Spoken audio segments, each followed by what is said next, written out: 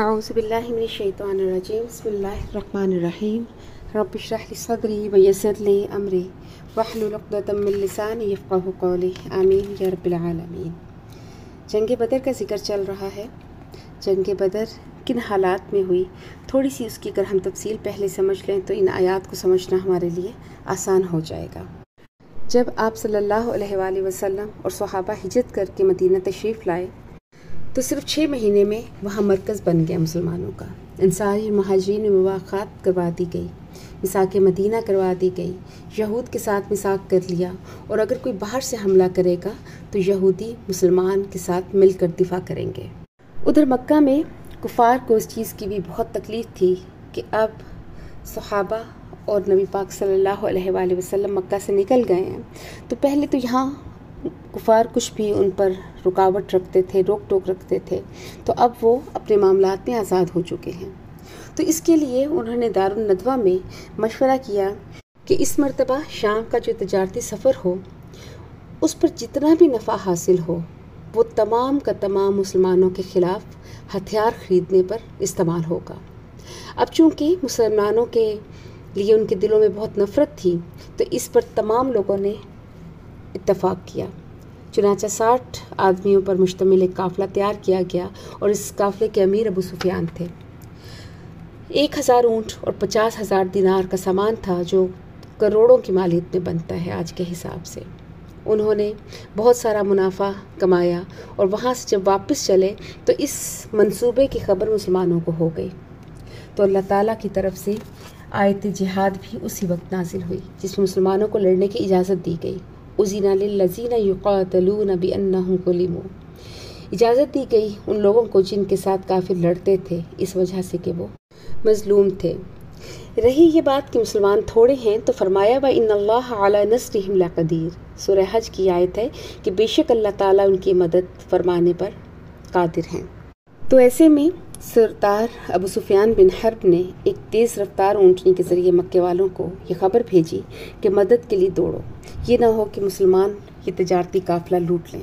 مکہ میں اس خبر سے بہت جوش پیدا ہوا، چنانچہ تقریباً 950 سوار جس میں سے 600 ذرہ پوش تھے مکہ سے نکل کر مدینہ کی طرف روانہ ہوئے۔ رسول اللہ صلی اللہ علیہ وآلہ وسلم کو بھی تمام خبریں مل رہی تھیں۔ اب مدینہ کے مسلمان 2 گروہوں کے درمیان تقسیم ہو گئے۔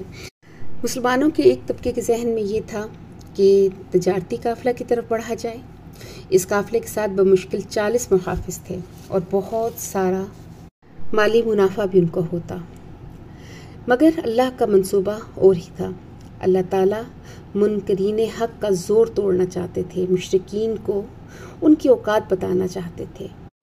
تو اللہ پاک نے مخصوص حالات ایسے پیدا کیے کہ تمام مخالف سرداروں کو مکہ سے نکالا اور ان کو مدینہ سے 20 میل کے فاصلے پر بدر کے مقام پر پہنچا دیا، تاکہ مسلمانوں کو ان سے شکست دلوا کر ان پر عذاب کی پہلی قسط نازل فرمائی جائے۔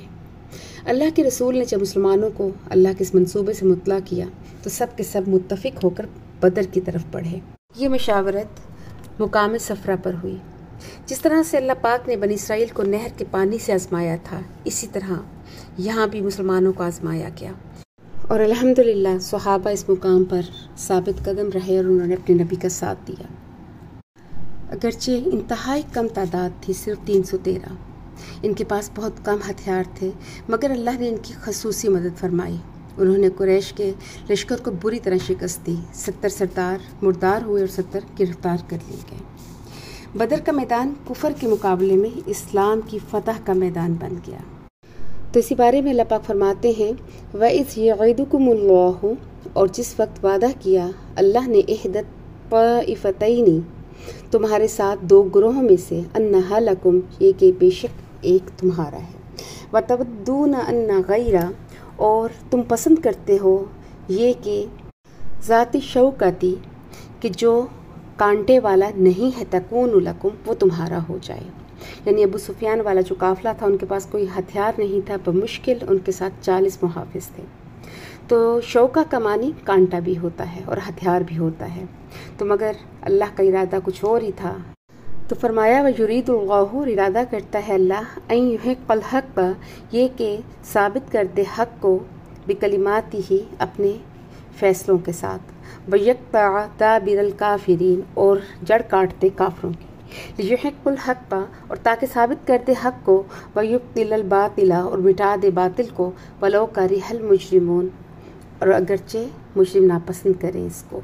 मुशरिकीन मक्का पहले वहाँ पर पहुँच गए और मोहल्ले वकू के एतबार से जो अच्छी जगह थी जहाँ पर पानी के 2 चश्मे भी थे वहाँ पर उन्होंने कब्ज़ा कर लिया। इस पर भी मुसलमानों को तकलीफ़ उठानी पड़ी। नबी पाक सल्लल्लाहु अलैहि वसल्लम ने इशा की नमाज़ पढ़ाई और ये हालात देखकर अपने ख़ैमे में रो रो कर अल्लाह से दुआ की कि ऐ परवरदिगार, ये जो मेरे साथ हैं ये मेरी 15 साल की मेहनत है, अगर आज ये सारे ख़त्म हो गए तो क़यामत तक तेरा सही नाम लेने वाला कोई नहीं रहेगा। ऐ परवरदिगार, ये बेसहारा हैं, इनका सहारा तेरे सिवा कोई नहीं, ये भूखे प्यासे हैं, इनको खिलाने पिलाने वाला सिर्फ तू है। आप रो रहे हैं और दुआएं कर रहे हैं। हज़रत अबू बकर सिद्दीक़ रज़ी अल्लाहु अन्हु खैमे से बाहर थे, बर्दाश्त ना कर सके और अंदर दाखिल हुए। कहने लगे, हज़रत आप सल्लल्लाहु अलैहि वसल्लम ने बड़ी आहुजारी की है, अब बस करें। हज़रत खैमे से बाहर तशरीफ़ लाए और आपकी ज़ुबान मुबारक पर ये आयत थी, सयुहज़मुल जमअ वयुवल्लून दुबुर, ये शिकस्त खाएंगे और पीठ फेर कर भागेंगे। जुम्मे का दिन था, सुबह को मार्का हुआ और मुसलमान जिनके पास 313 अफराद, 8 तलवारें, 6 ज़िरहें, 2 घोड़े और 70 ऊँट थे, वो गालिब रहे। 1000 अफराद, 1000 तलवारें और भी बेशुमार सामान के साथ जो कुफार आए थे उन पर गालिब आ गए।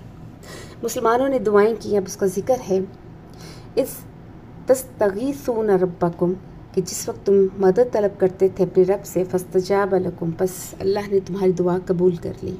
अन्नी मुमिद्दुकुम बि अल्फिन मिनल मलाइकाती, और बेशक मैं तुम्हारी मदद करूँगा 1000 फरिश्तों के साथ, मुर्दिफीन, जो लगातार आएंगे। इस मुकाम पर 1000 का जिक्र है, जबकि दूसरे मुकाम पर 3000 और 5000 का भी जिक्र है।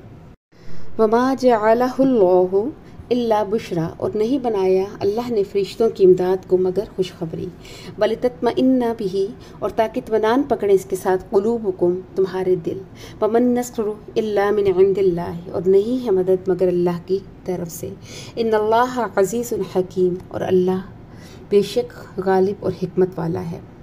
अल्लाह पाक मदद के बगैर भी कुन फ़यकून के ज़रिए भी फ़तह दे सकते थे, मगर इंसानी तकाज़े के मुताबिक अल्लाह ने मुसलमानों की तसल्ली फरमा दी।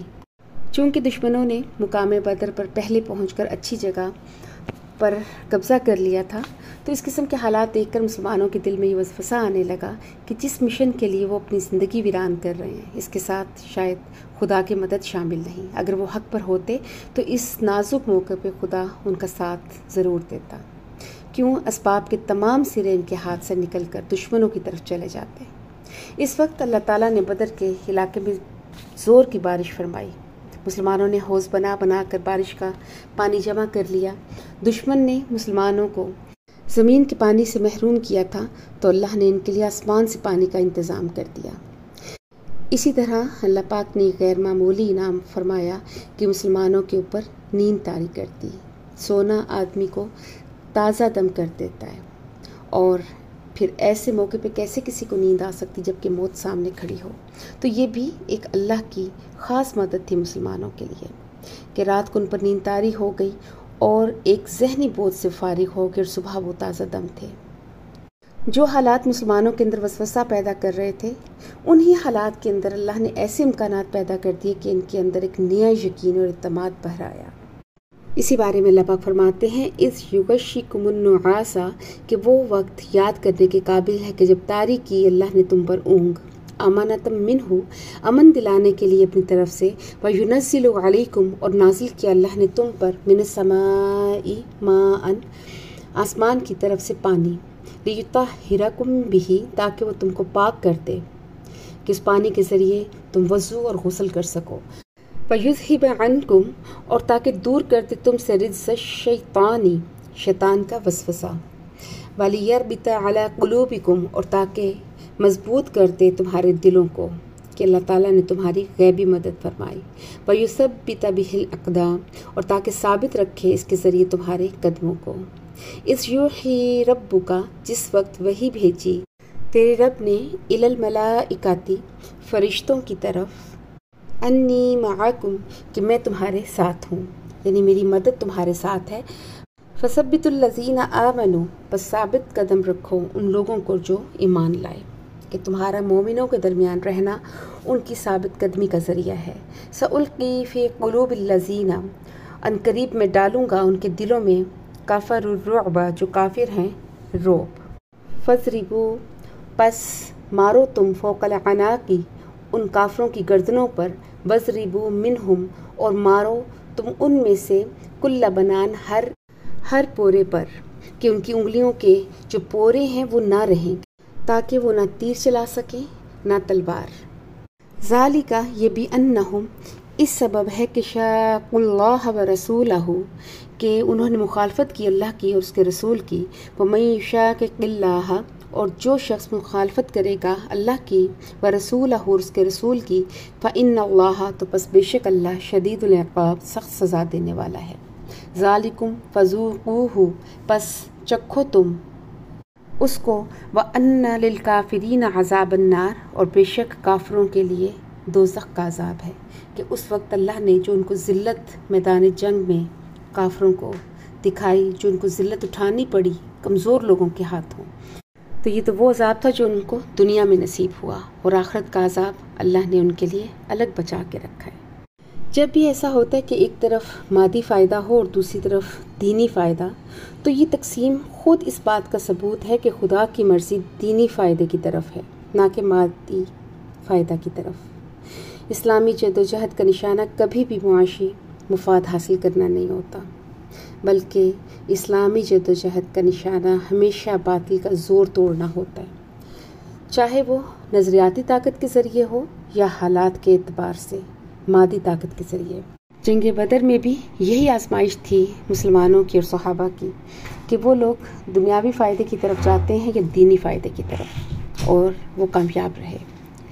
اور ایسے اہل ایمان مقابلے کے وقت جو چیز ان کو مطلوب ہوتی ہے وہ ہوتی ہے ثابت قدمی۔ انہیں کسی حال میں بھی، ایک مومن کو کبھی اللہ سے بددل نہیں ہونا چاہیے۔ اس ثابت قدمی کا نقد انعام اللہ کی طرف سے ملتا ہے، اور وہ یہ ملتا ہے کہ جو بھی مسلمانوں کے دشمن ہوتے ہیں، جب مسلمان حق پہ کھڑا ہو جائے تو اللہ ان کے دلوں میں رعب ڈال دیتا ہے، اور وہ گروہ مسلمانوں سے مروب ہو جاتے ہیں، اور پھر ان کو کوئی چیز بھی شکست سے نہیں بچا سکتی۔ تو اللہ پاک ہم مسلمانوں کو ایسی ثابت قدمی، ایسے ایمان سے نوازے کہ جس ذلت کی گڑھوں میں آج ہم مسلمان گرے ہوئے ہیں ان سے ہم نکل سکیں۔ وآخر دعوانا ان الحمد للہ رب العالمین۔